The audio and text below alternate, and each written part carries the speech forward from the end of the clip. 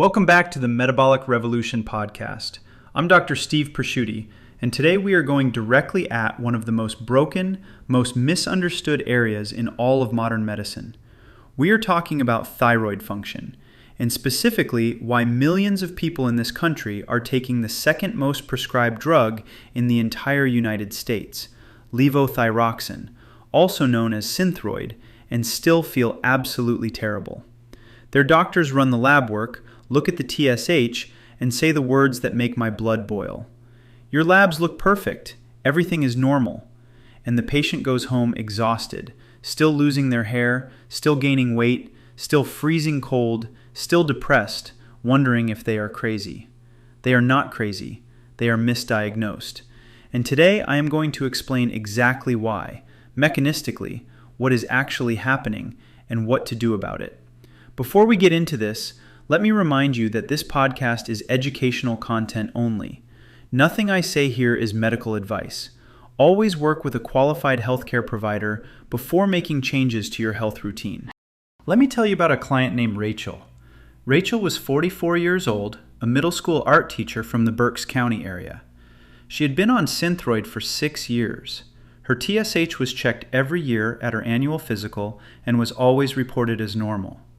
And for 6 years, she had been gaining about 5 pounds a year, losing handfuls of hair in the shower, waking up exhausted no matter how long she slept, unable to get warm, suffering from brain fog so thick she was forgetting students' names mid-sentence, and watching her once regular menstrual cycle become increasingly erratic. Her doctor told her she might have depression. She was offered antidepressants. She declined, and thank God she did, because Rachel's problem was not in her head. Her problem was in her liver. Today, by the end of this episode, you are going to understand exactly what that means. This is Season 2, Episode 7. We have spent the last 6 weeks building a framework around what controls gene expression. Today, we are applying all of it to the master metabolic hormone, the hormone that controls your metabolic rate, your body temperature, your energy production, and your gene expression at a fundamental level. Let's get into it. Let me start with what the mainstream medical establishment believes, because understanding the myth is essential to understanding why it fails so many people. The conventional model is this. The pituitary gland secretes TSH, which tells the thyroid to produce hormone. The thyroid produces mostly T4 and some T3. T4 is considered the storage form, T3 is the active form. If your body needs more thyroid hormone, the pituitary pumps out more TSH. If it has enough, it dials TSH down. So measuring TSH gives you a perfect real-time readout of whether your body has enough thyroid hormone. At least, that is the theory. And when TSH is abnormal, the treatment is levothyroxine, which is synthetic T4. Give the body more T4, TSH normalizes, problem solved. This framework sounds logical, it is elegant, and it is catastrophically wrong for a very large percentage of patients. The myth of TSH as the gold standard and levothyroxine as the definitive cure has created an epidemic of undertreated thyroid disease. Millions of people are told their hypothyroidism labs are normal while living with every textbook symptom of a broken thyroid. And that phrase, your labs are normal, has become the single most medically negligent sentence in modern endocrinology. I want to tell you about a patient I see all the time. I will call her Denise. She was 38, a project manager, on Synthroid for 4 years. Her TSH had been brought into the normal range. Her doctor was satisfied. By every conventional metric, Denise's thyroid was fixed. But Denise had gained 22 pounds since starting the medication, was sleeping 9 hours a night and still exhausted, had lost so much hair her stylist commented on it, had cold hands and feet year-round, and had a resting body temperature that consistently sat at 97.0 degrees Fahrenheit. She asked her doctor if these symptoms could be thyroid-related. He said no because her labs were normal. But here is what your doctor does not know about your pituitary gland, and this is where the entire conventional model breaks down. The T4 to T3 conversion story is the most important thing I am going to teach you today. T4, the hormone your thyroid produces, is not active. Let me say that again. T4 is an inactive prohormone. It does nothing in your cells until it gets converted to T3. T3 is the active form. T3 is what binds to nuclear receptors in your cells, turns on energy-producing genes, drives mitochondrial respiration, controls your metabolic rate, your body temperature, your mood, your cognition, your hair growth, your digestion speed, your cholesterol clearance, your libido. T3 does all of it. T4 is just the raw material. The conversion from T4 to T3 happens through enzymes called deiodinases, specifically D1 and D2. About 80% of this conversion happens in the liver. The remaining 20% happens in peripheral tissues. And here is where the problems begin. The liver needs adequate glucose and glycogen to fuel this conversion. Without sufficient carbohydrates coming in regularly, T4 to T3 conversion stalls. The liver is metabolically too depleted to run the enzymatic machinery efficiently.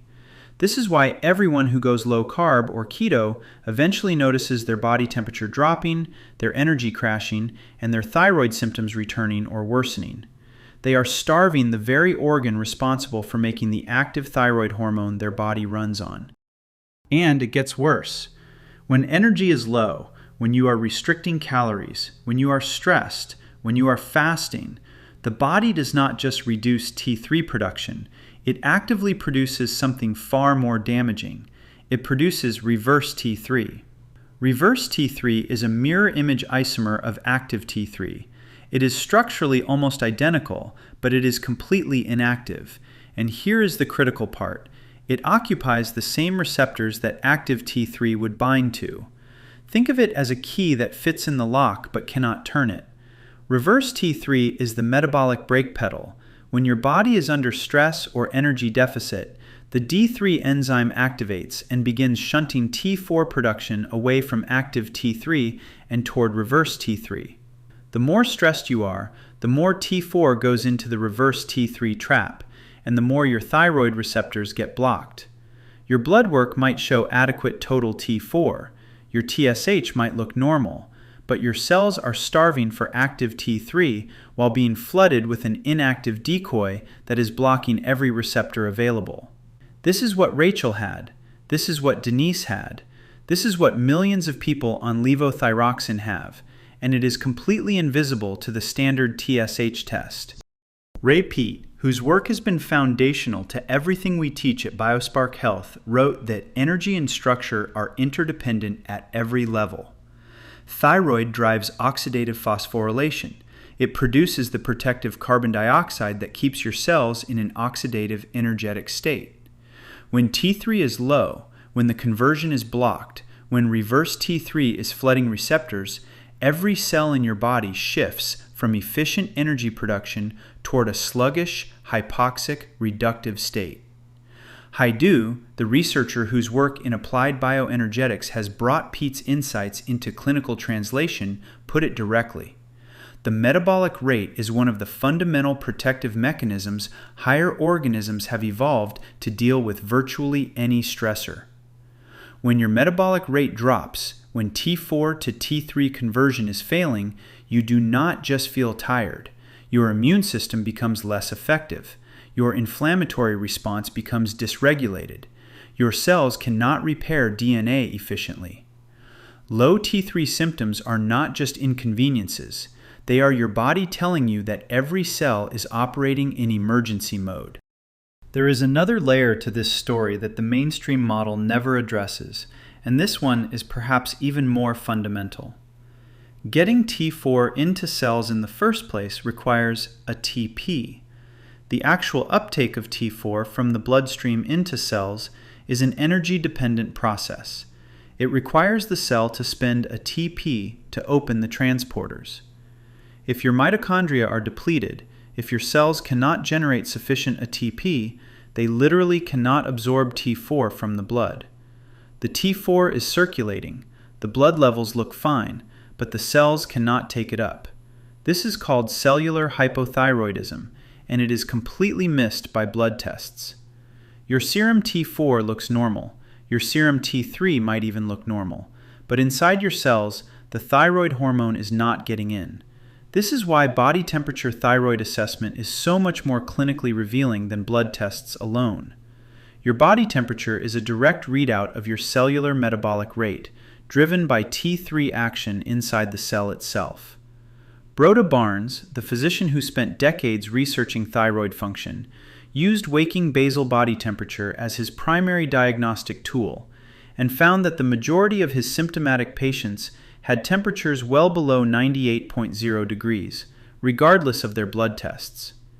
Researchers at Stanford published data in 2020 showing that average human body temperature has dropped 1 full degree Fahrenheit since the Industrial Revolution, from 98.6 to approximately 97.6. That is not a statistical artifact.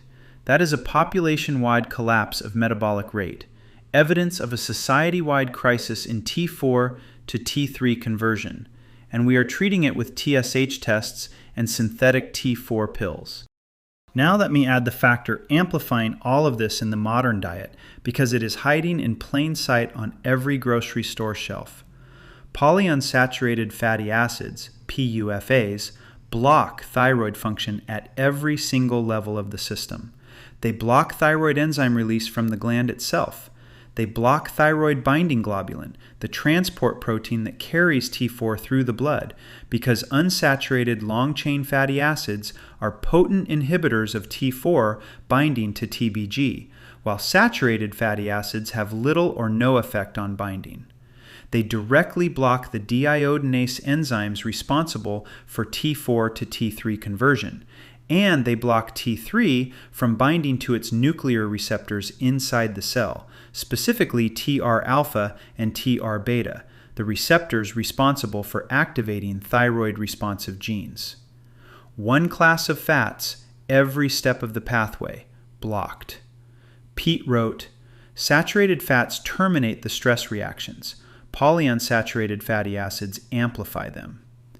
The fish oil capsules you are taking for inflammation, the canola oil in your salad dressing, the sunflower oil your restaurant uses to cook your food, all of it is piling onto an already struggling conversion system, blocking it further at every checkpoint. Now I want to tell you a complete story, because stories make this science real in a way that data alone cannot. Sarah was 36 years old, a registered nurse working 12-hour shifts in a hospital in Reading. She came to me after 2 years of progressive symptoms.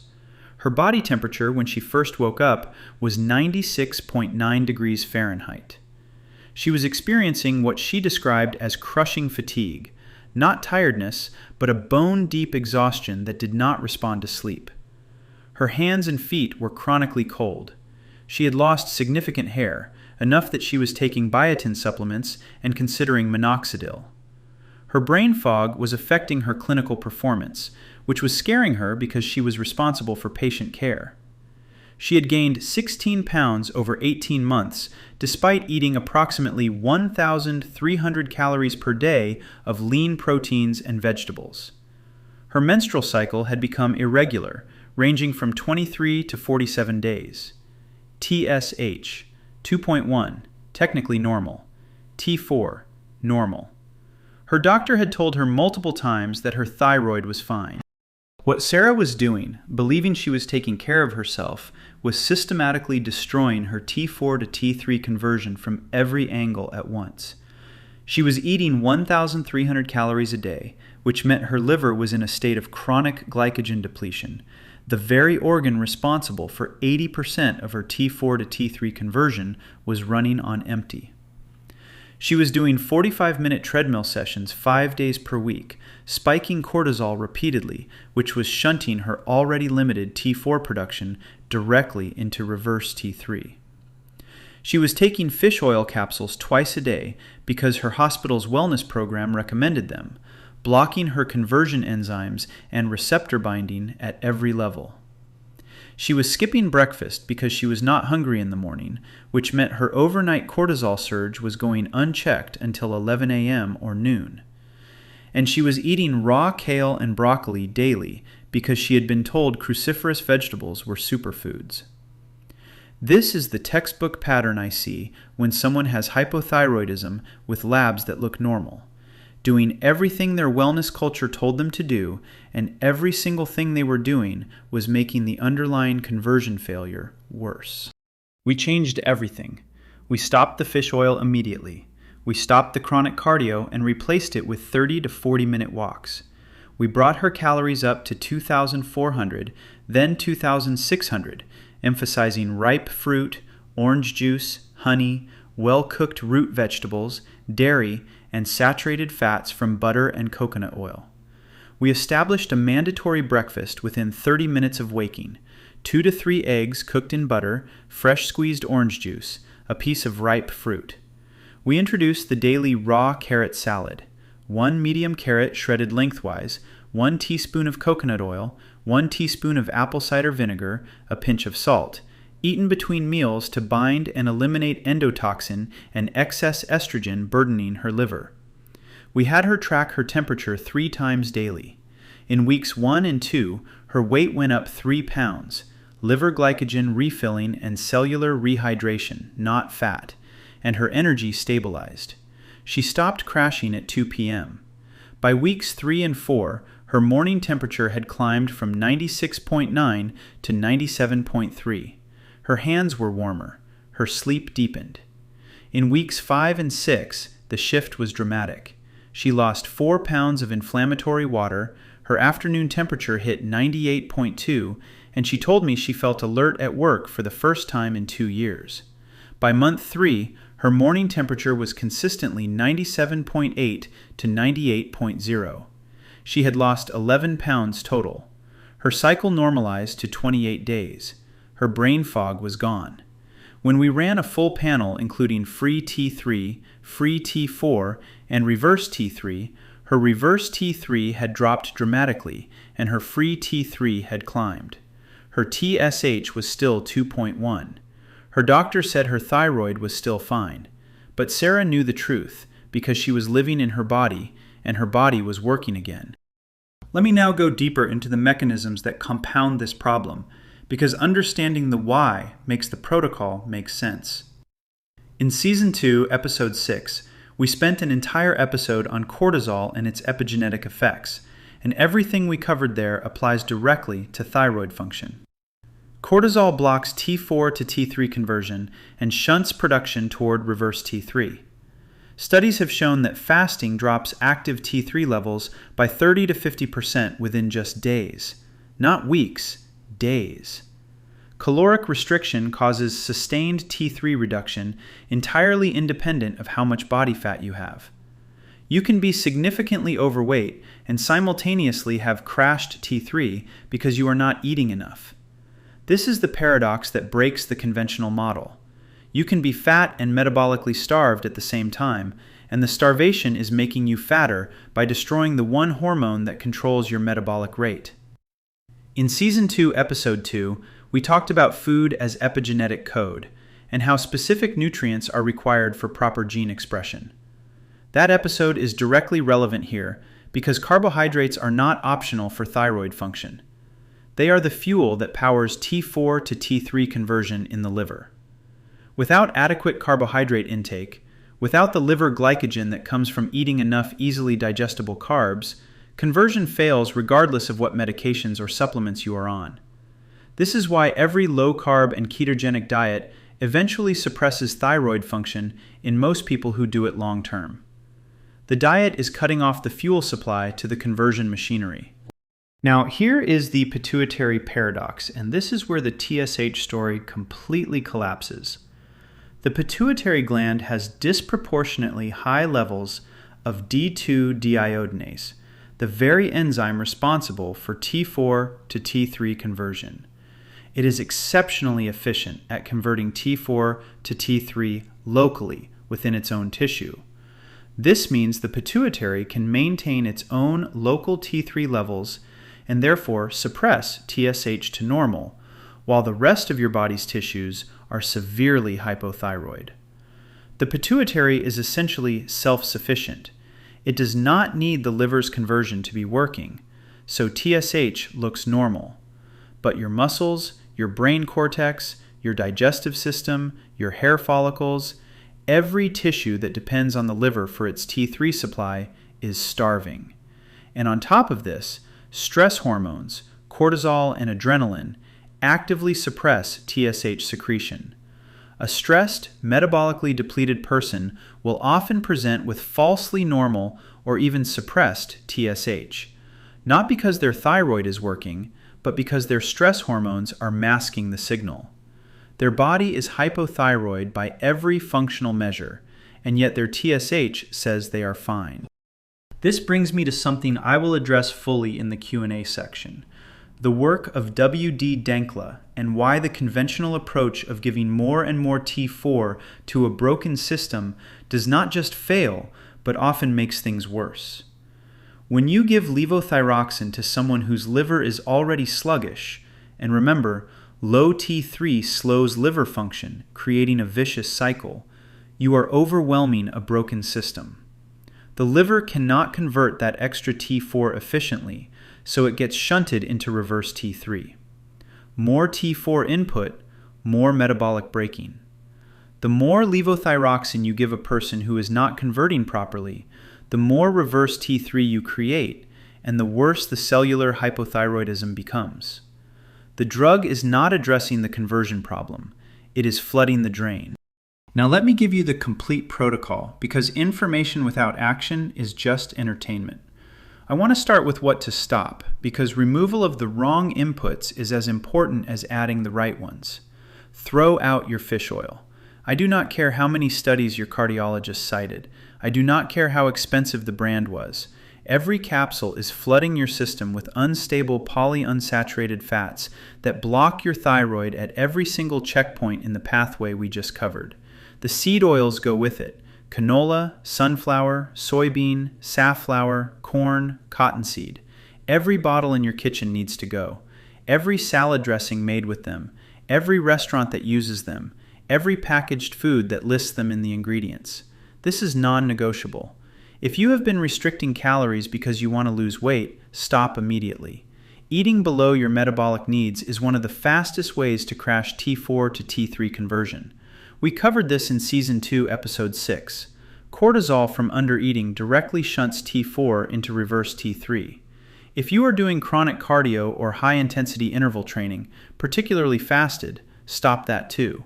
Each HIIT session is a cortisol spike that strips the liver glycogen your conversion enzymes depend on.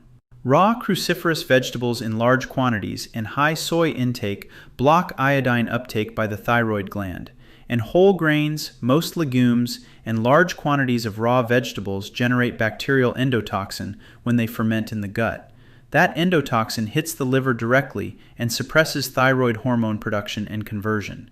Every one of these inputs is adding metabolic load to a system you are trying to restore. Here is what to start, and I want you to understand the rationale for each piece because this protocol is not arbitrary. Your carbohydrate intake needs to come up significantly, 150 to 300 grams or more per day, from easily digestible sources. Ripe fruit, fresh squeezed orange juice, raw honey, well-cooked root vegetables like carrots, potatoes, beets, and squash. These carbohydrates are the fuel for liver glycogen, which is the fuel for T4 to T3 conversion. Without them, the conversion machinery stalls, regardless of everything else you do.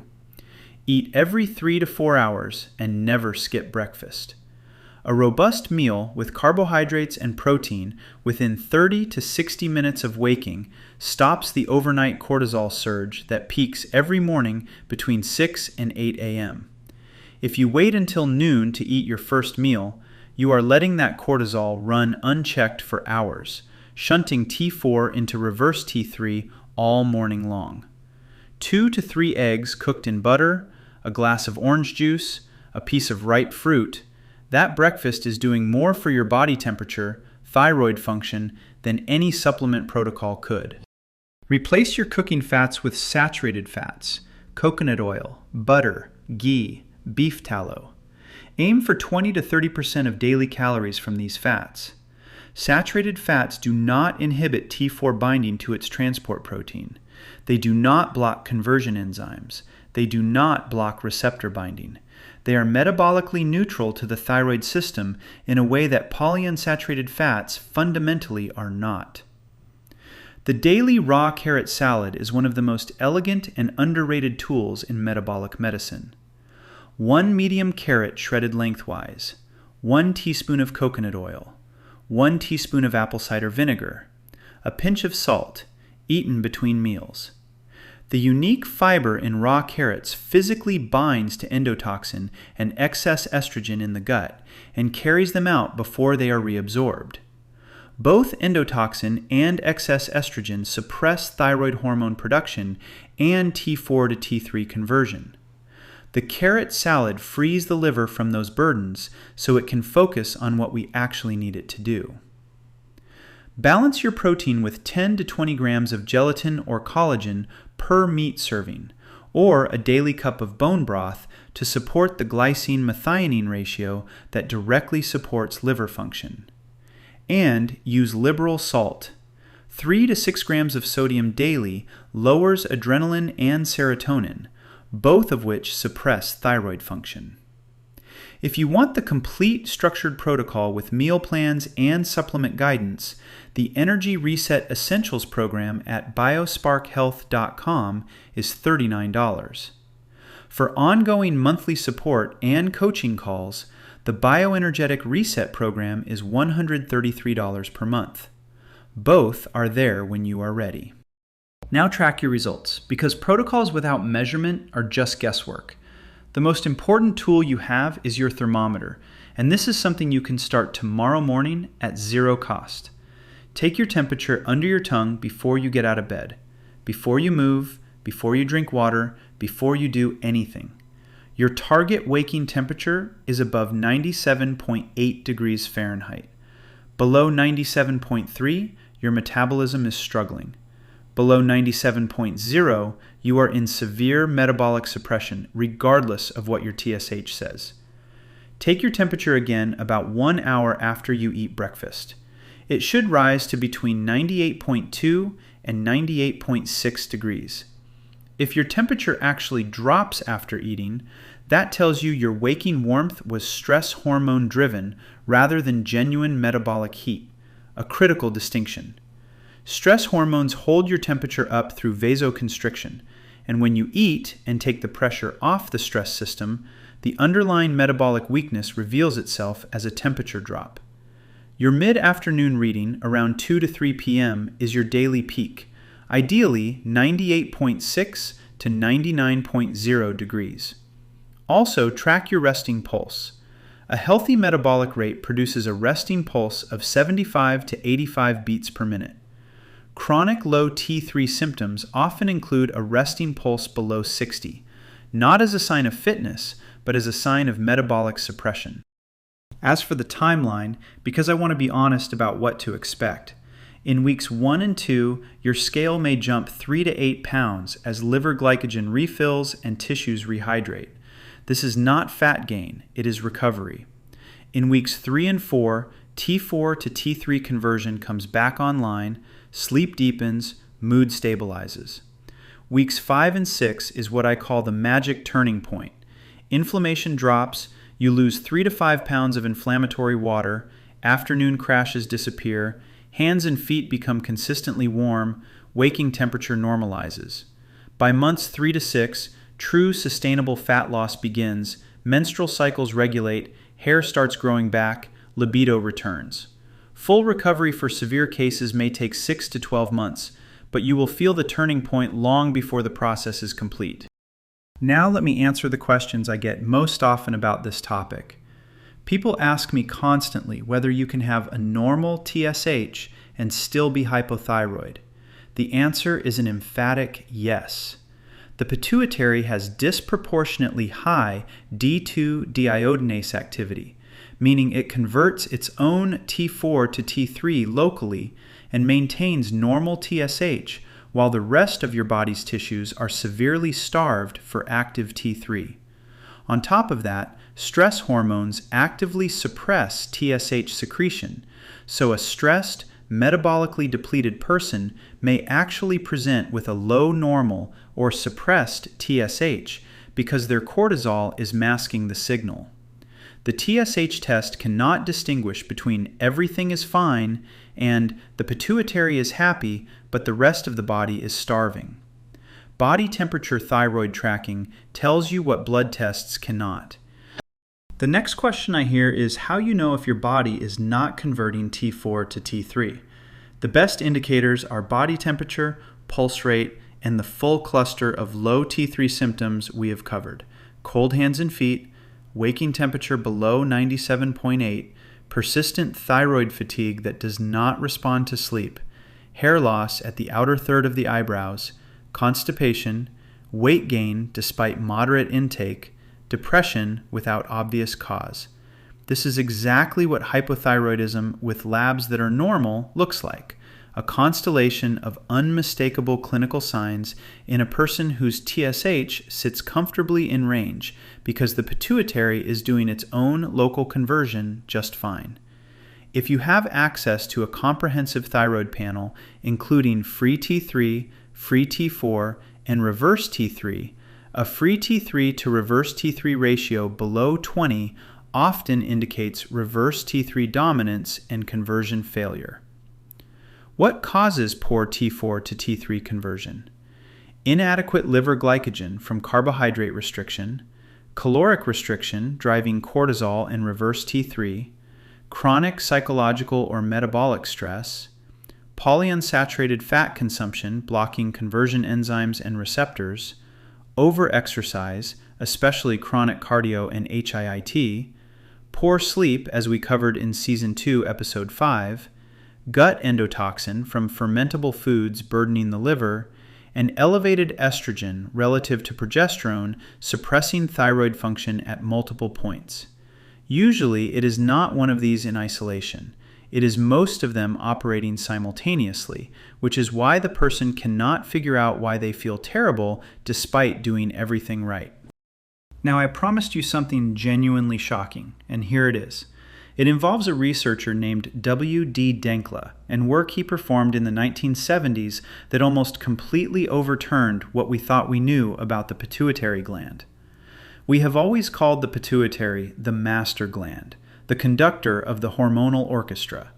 Denkla decided to test what actually happened to aging mammals when you removed it.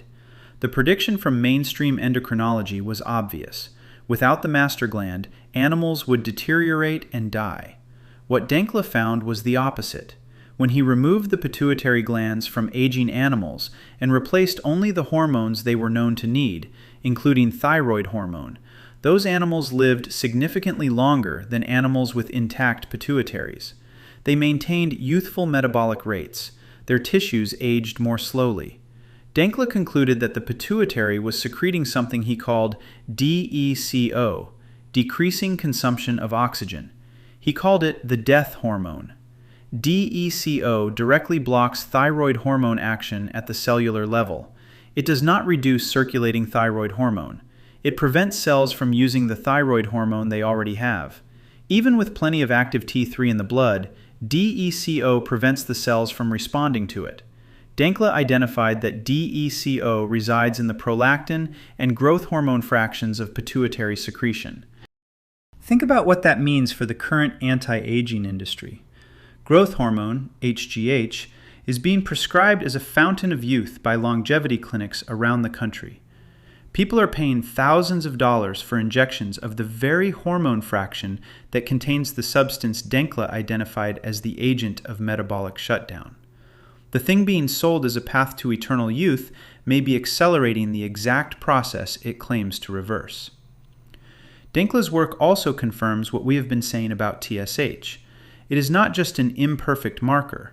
High TSH has direct pro-inflammatory effects in tissues, contributing to systemic edema, fibrosis, and accelerated aging. The goal should not simply be to normalize TSH. The goal should be to restore actual cellular thyroid function, measured by body temperature thyroid tracking, resting pulse, and symptom resolution, and let TSH fall wherever it naturally lands when the metabolism is genuinely working.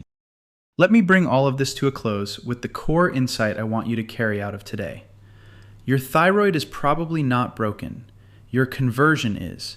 And your conversion is broken because the metabolic environment you have been living in, the one that modern nutrition advice, mainstream medicine, and wellness culture built for you, is hostile to every step of the T4 to T3 conversion process. Levothyroxine failing you is not a surprise. It is a predictable outcome of giving more raw material to a factory that lacks the power, the fuel, and the functional machinery to process it. Your TSH being normal is not reassurance. It is a reflection of how thoroughly the pituitary's local D2 enzyme isolates it from the dysfunction happening everywhere else in your body. The low T3 symptoms you have been told to accept, the thyroid fatigue that no amount of sleep fixes, the cold hands, the hair loss, the brain fog, the weight that will not move, these are not inevitable. They are not genetic destiny. They are the logical consequence of a conversion failure driven by correctable inputs. Here is your challenge for this week. Buy a basic oral thermometer if you do not already have one. Take your temperature tomorrow morning before you get out of bed. Write it down. Then eat breakfast within 30 minutes of waking, something with real carbohydrates and protein, and take your temperature 1 hour later. If your temperature drops after eating, you now know your morning warmth was stress hormone driven. If your waking temperature is below 97.8 degrees, you have objective evidence that your cellular metabolism is suppressed. Take that number seriously. It is telling you something that your TSH result never will. Next week on the Metabolic Revolution podcast, we are going after another cornerstone of conventional medicine, something that may be even more universally misunderstood than thyroid function. We are going to talk about cholesterol, statins, and what the mainstream has gotten catastrophically wrong about what cholesterol actually does in your body, and why lowering it may be one of the most dangerous interventions in modern medicine. That is next week, and I promise you it will be worth coming back for. If you are ready to move beyond understanding and into implementing, the Energy Reset Essentials program at biosparkhealth.com is $39 and contains the complete protocol in one place. For ongoing monthly support, the Bioenergetic Reset program is $133 per month. And if you want me to look directly at your labs, your symptoms, and your history, and build a personalized protocol with you, one-on-one coaching is available. Go to biosparkhealth.com to get started. Thank you for being here. Thank you for trusting me with your health education. Your thyroid is not broken. Your metabolism is asking for what it needs. Give it the fuel, remove the blockers, track the temperature, and watch what happens. You came to the right place. Let's talk.